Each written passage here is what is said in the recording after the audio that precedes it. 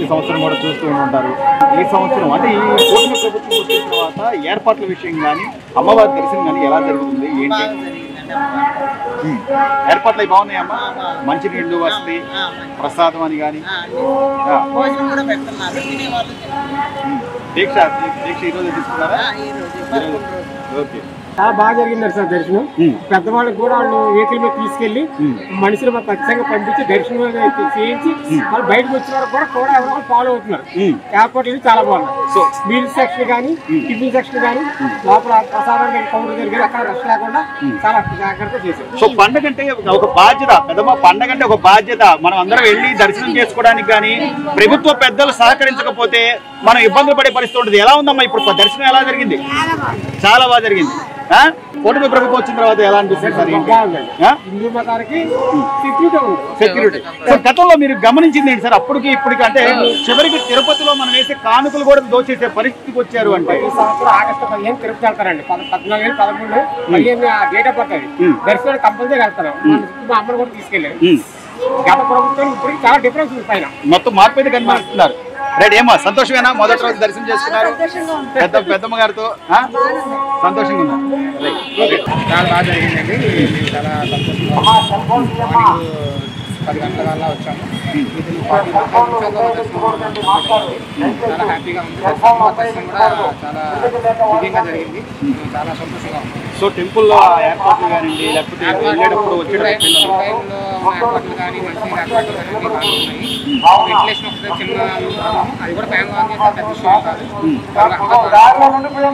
So అంటే sir దారి ప్రసాదాలని కానీ లేకపోతే పాలు పిల్లలకి పిల్లలకి ఏర్పాట్లు కానీ ఏర్పాట్లు కానీ అన్ని వసతులు బాగున్నాయి. పిల్లలకి ట్యాగ్ కూడా చాలా బాగుంది. ఎవరైనా మిస్ అయినా సరే వెంటనే కనుక్కోవడానికి చేయడానికి అన్నింటికి చాలా సౌకర్యవంతంగా.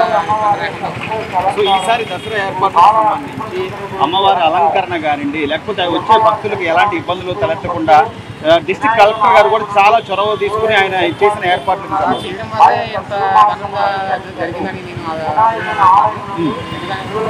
ప్రాబ్లం కాదు. 1.7 కిలోమీటర్స్ నాయకుడు దగ్గర నుంచి అందరికీ సౌకర్యంగా ఉంది. ఎటువంటి ఇబ్బంది లేదు. లైన్ కూడా చాలా వేగంగా వెళ్తుంది.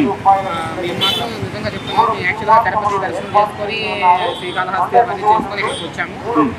ఫస్ట్ దసరా ఉత్సవాల్లో మొదటి రోజు బాలా త్రిపుర అలంకారం మేము నిజంగా చాలా ఆనందంగా ఉంది. చివరిగా సార్ సామాన్య భక్తులకే పెద్దపీట వేయాలి అని చెప్పి విఐపి భక్తులు కానీ వివిఐపి భక్తులు అట్లా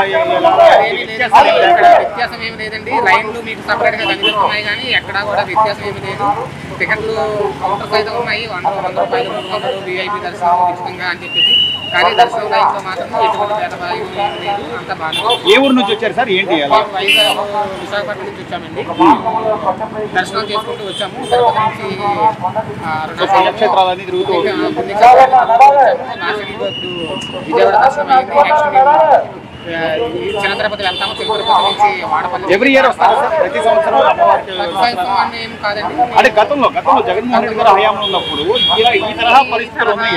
నేను ఎప్పుడు గమనించలేదు, నిజంగా గమనించలేదు. కానీ నేను ఈ జట్లో మాత్రం చాలా సంతోషంగా చాలా బాగుందండి. ఏర్పాట్లు కూడా బాగున్నాయి. పోయిన సంవత్సరం ఈసారి ఫ్రీగా వెళ్తున్నారు. లేవు కట్టారు కదా. సో ప్రసాదాలు కూడా ఉచిత ప్రసాదాలు కూడా సవ్యంగా ఎక్కడ తోపురాట్లు అట్లాంటి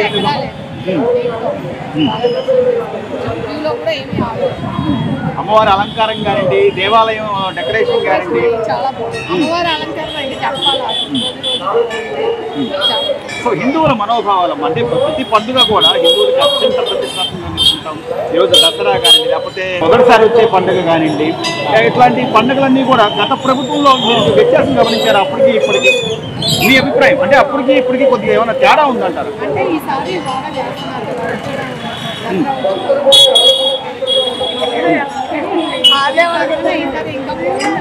సో చిన్నపిల్లలకి వాళ్ళకి దారిలో మంచినీళ్ళు ఇలాంటి అన్ని ఏర్పాట్లు ఉన్నాయమ్మా?